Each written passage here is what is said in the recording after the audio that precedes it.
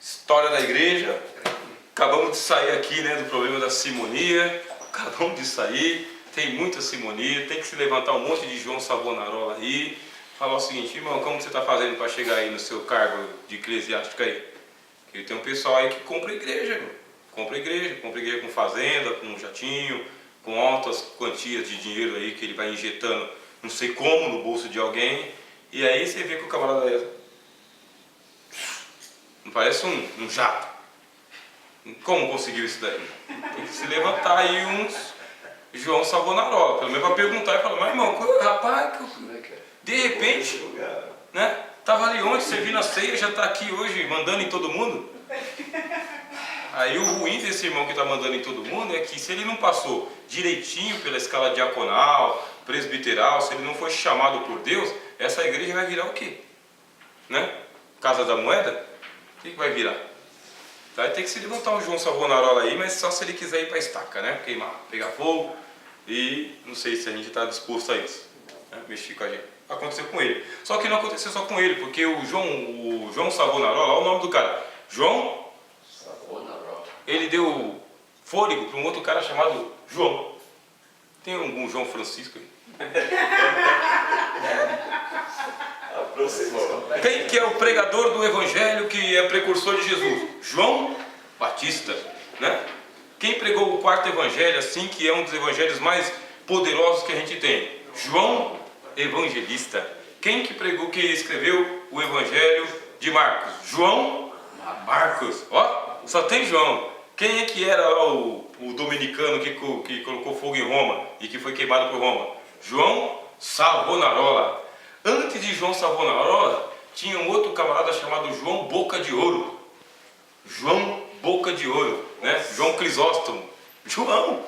Aí me surge lá na Inglaterra um cara chamado João Wycliffe.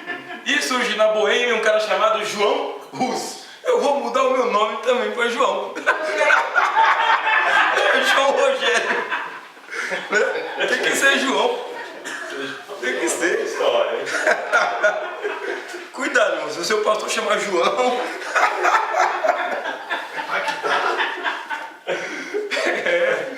João Francisco. Mas como é o nome do filho de João? Como que tá lá o sítio Conceição lá, João Francisco?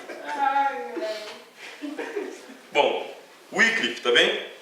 João Wycliffe, 1324-1384, era o maior erudito da Universidade de Oxford, onde passou a maior parte de sua vida, pois parece que pouco trabalhou, e em sua paróquia de Lutterworth, ele era um protegido de João de Gaunt, e assim começou a ter influência política, quando suas doutrinas começaram a ter seguidores por obra dos pregadores pobres que ele comissionava.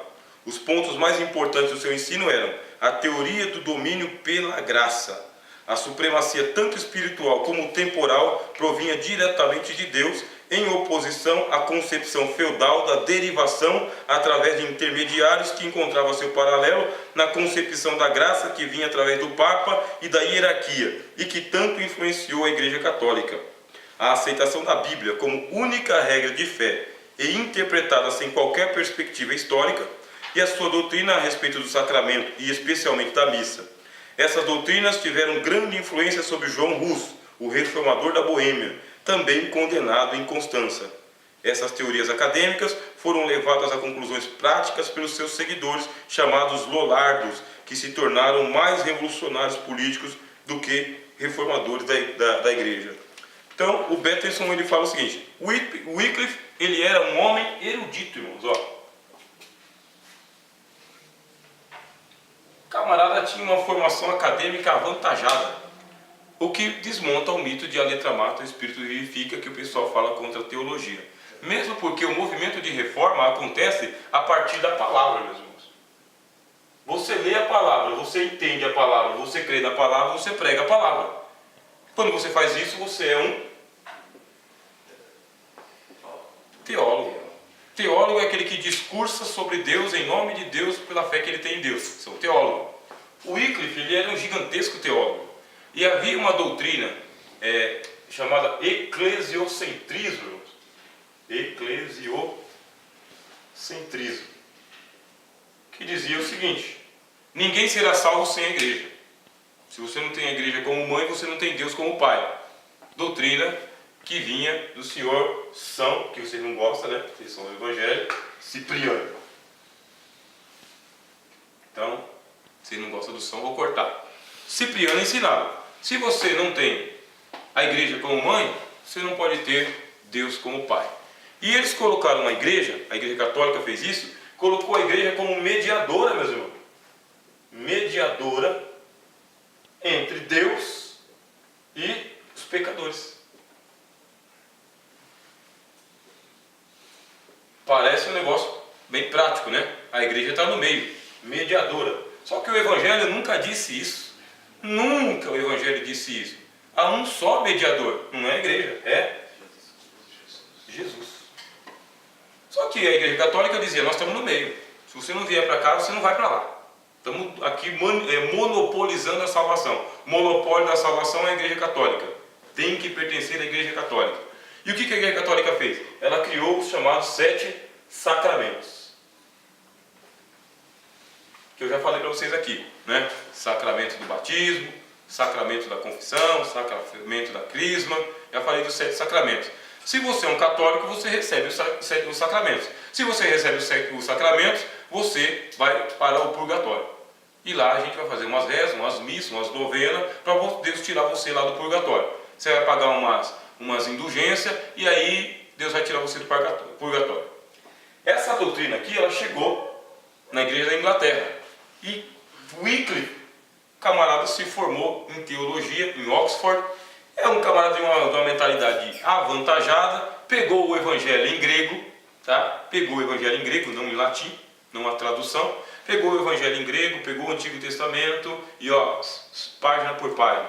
Eu fiz até questão de trazer a Bíblia, né? Porque eu apresentei vários livros aqui, mas eu não apresentei a Bíblia ainda. Que a hora da Bíblia é agora. Né? Essa Bíblia aqui, nossa tradução, João Ferreira de Almeida, que era um teólogo reformado, tá bem? Missionário, formado em grego bom, tá? Ele teve condições de estudar o grego e hebraico e traduzir a Bíblia para nós. Traduziu a maioria, tá? Faltou alguns livros, porque ele morreu antes, né? A tradução de João Ferreira de Almeida foi tão boa, que a igreja reformada falou: faz outra, porque essa daí não vamos poder deixar passar não. Por quê? Porque não está concordando com algumas doutrinas nossas aqui. E João Ferreira de Almeida teve que fazer uma revisão da tradução que ele fez, porque ele fez uma tradução mais pura. Só que a tradução mais pura dele não passou. A igreja da reforma deu uma travada, a igreja reformada, que ele pertencia, né? Porque na Bíblia não tinha, no Brasil não tinha onde imprimir a Bíblia. Ele teve que mandar a Bíblia para ser imprimida na Holanda. Quem mandava na Holanda? A igreja reformada. Aí lá na Holanda os bispos falaram: não vai passar não, faz outra tradução.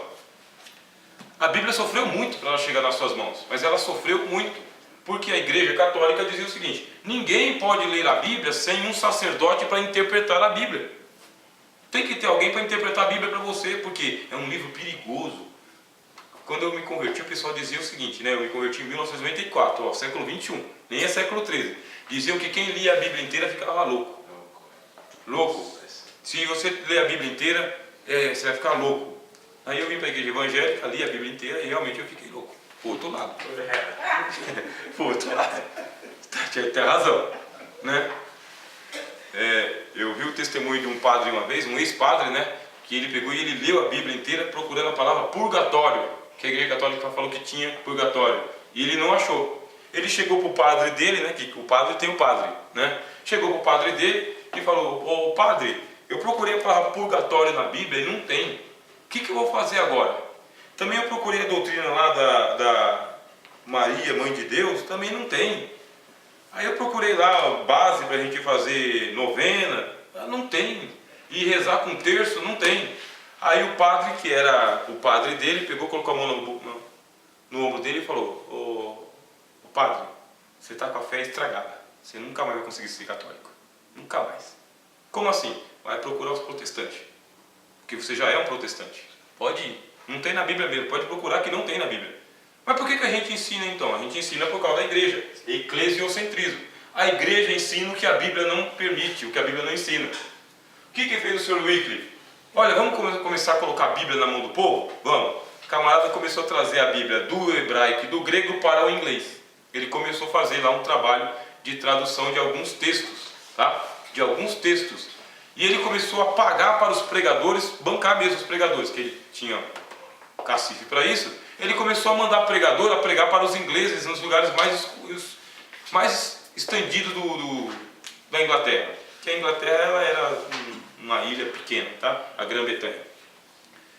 Ele começou a bancar os missionários nesse sentido aí, que eram os pregadores pobres. Escuta, eu não tenho como pagar a sua vida lá, mas a passagem eu te dou. E ele começou a mandar os pregadores com a Bíblia em inglês.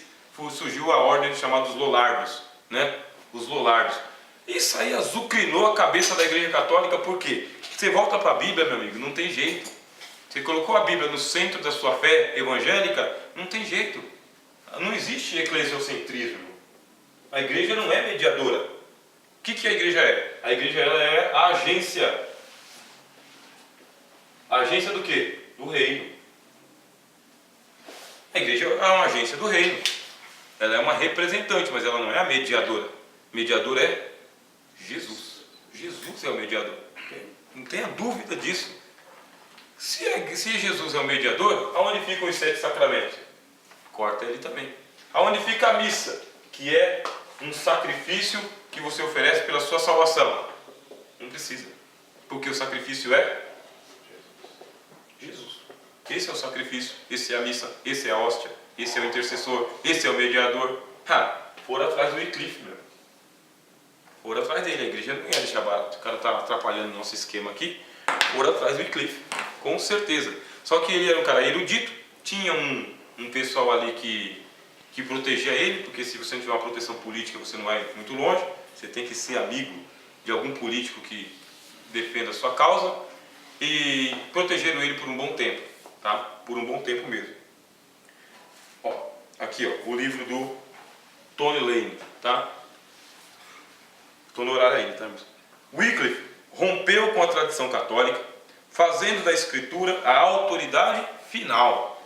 Em 1378 escreveu a Verdade das Santas Escrituras, na qual retratou a Bíblia como a norma final pela qual a Igreja, tradição, concílios e até o Papa deveriam ser testados. O cara da Inglaterra estava contestando o Papa lá em Roma. Está perturbando a cabeça do Papa, porque escrevia muito bem, né? A Escritura contém todo o que é necessário para a salvação, sem qualquer necessidade de tradições adicionais. Além disso, todos os cristãos devem lê-la por si mesmos e para si mesmos. Não apenas o clero, não só o ministério, não só os pregadores, não só os teólogos. Todo mundo tem que ler a Bíblia.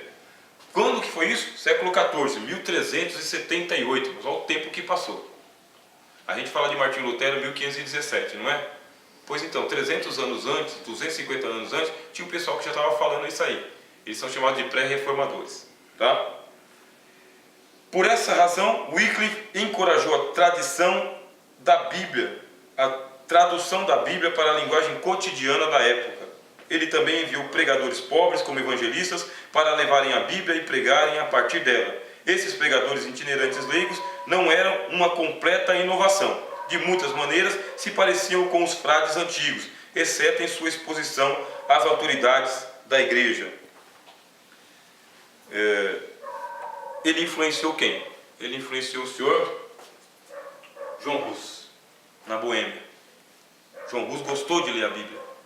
Gostou de ler a Bíblia. Está até aqui no livro também, né? Do Tony Lane. João Hus. João Hus, em 1360, o rei da Boêmia, aproximadamente hoje a Tchecoslováquia, né? Convidou um Conrad a vir a pregar contra a corrupção da igreja. O príncipe falou: será que a igreja é isso mesmo? Ou a igreja é de outro jeito? Eu quero um pregador que pregue a verdade. Sabe aquele negócio do Josafá? Tem tanto profeta aqui, ou Acabe? Não tem um cara diferente aí não? Tem um aí, mas esse aí, meu, me perturba. Eu não gosto de quem me perturba. Ele nunca fala nada de bom para mim. É um profeta azarado. Se ele abrir a boca, eu perco a guerra. Então vamos trazer ele aqui. Não vamos para a guerra enquanto não chegar aqui o profeta azarado. Como que era o nome dele? Micaias. Não era João, não? Aí lá chega ele. escuta, eu não ia trazer você, mas por causa de Josafá eu trouxe. Então profetiza um negócio bom para nós aí. E o Micaías, tão debochado, mas muito debochado, ele soltou uma pérola, falou: mas é lógico que eu vou profetizar o que você quiser. O que você quer ouvir? Que você vai ganhar? Pode ir, cara, vai com tudo, pega seus exércitos, seja o primeiro da fila, chega lá, vai, você precisa de mim para quê? Aí o Acabe, né, brucutu, né, nervoso, escuta, já não basta você vir aqui, eu tenho um desaforo de aguentar a sua presença, você ainda fica tirando barato da minha cara, fala logo o que Deus mandou. Ah, então eu vou falar. O negócio é o seguinte, eu vi todos os exércitos de Israel tudo disperso, tá? Eu vi. E outra coisa, eu vi quando eu estava lá no céu, assim, um conselho no céu. E Deus perguntou: escuta, quem vai induzir Acabe a cair em guerra, em Ramote de Gileade? Aí eu vi um espírito de mentira sair de trás dos outros espíritos e se apresentar diante do Senhor e disse assim: eu induzirei Acabe a cair em Ramote de Gileade. Mas como que você vai fazer isso, ô espírito? Aí o espírito disse assim: eu vou ser um espírito de mentira na boca de todos os profetas. E Deus disse: vai e ainda serás próspero na tua obra. Então, ô Acabe, você vai morrer na guerra. Aí o Acabe ficou nervoso. Não falei que nunca profetiza um negócio do bem para mim? Nunca! Pois eu vou mandar prender você no pior de todos os calabouços, rapaz. Os ratos vão comer o seu pé lá. Você vai morrer de difteria lá embaixo, entendeu? Tuberculose. Aí o Micaías falou: não, tudo bem, eu já estou acostumado com esse negócio aí. Mas se você voltar da guerra, Deus não falou pela minha boca, mas você não vai voltar. Aí todo mundo vai saber que tem um profeta aqui em Israel. E o que aconteceu com Micaías? Calabouço. O que aconteceu com Acabe? Morreu. E Josafá saiu derrotado, triste e envergonhado, porque continuou preferindo acreditar no seu Acabe político do que no profeta de Deus. Bom, aqui no caso, tá? O livro está dizendo que o rei da Boêmia falou: a igreja é isso mesmo? Ou será que a igreja tem que ser um pouquinho mais santa? Traz um pregador aí. Que pregador que a gente vai trazer para cá? Tem a ordem dos dominicanos. Tem a ordem dos franciscanos. Que pregador a gente vai trazer para cá? Bom, tem a ordem dos Lollardos. Tem os Lollardos, tem os pregadores itinerantes aí, tem uma turma aí. E no meio dessa turma aí surgiu o senhor João Rus. Aí o João Rus, ele começou a denunciar os pecados da igreja, para a igreja da Boêmia se converter. Até está escrito aqui, ó, né? Deixa eu ver aqui. João Rus.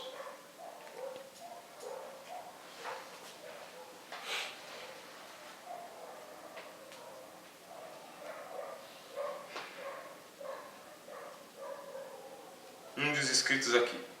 Rus também aceitou a posição de Wycliffe, tá? Em um ponto vital: ser o apelo da igreja institucional e hierárquica para uma igreja invisível dos eleitos. Esse foi um passo crucial, uma vez que ele colocou o fundamento para a rejeição da autoridade dos líderes corruptos da igreja e para o apelo da igreja institucional pela Bíblia. Então o Rus, ele vem na linha dos Lollardos, tá? De Wycliffe. Aí ele fala: uma coisa é ser da igreja, outra coisa é estar na igreja. Claramente não se segue que todas as pessoas vivas que estão na igreja são da igreja. A gente não fala isso hoje? Fala, não fala? Prega isso hoje, né? Nem todo mundo que está na igreja é da igreja, né? Pelo contrário, nós sabemos que o joio cresce entre o trigo, o corvo come da mesma eira que o pombo, e a palha é colhida junto com os grãos. Alguns estão na igreja de nome e em realidade, tais como católicos predestinados, obedientes a Cristo. Alguns não estão nem de nome e nem em realidade na igreja, tal como os pagãos depravados. Outros estão na igreja apenas em nome, tais como, por exemplo, os hipócritas depravados.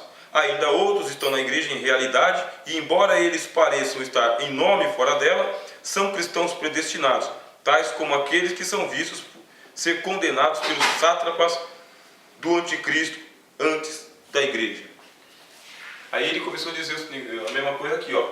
Negócio de igreja mediadora, nada disso. A gente não tem domínio sobre quem é da igreja e quem não é da igreja. A pessoa pode ser da igreja e pode estar na igreja e não ser da igreja. Aí ele vai mais longe, ele fala, tem pessoa que está fora da igreja e é igreja. Ele foi longe aqui, hein? Não é cristão, mas as obras dele lá fora são obras de um cristão. De um cristão. E que ele tem um chamado de Deus. E um dia Deus vai ter um encontro com ele.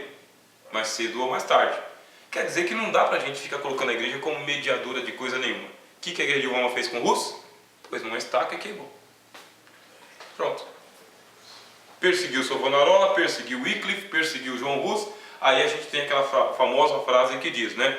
Que o Hus falou: hoje vocês matam um ganso, mas daqui a 100 anos Deus levantará um cisne que vocês não poderão matar. Porque Hus é uma palavra que significa ganso. E a igreja interpreta que ele estava falando que o cisne era o Lutero. Outro teólogo.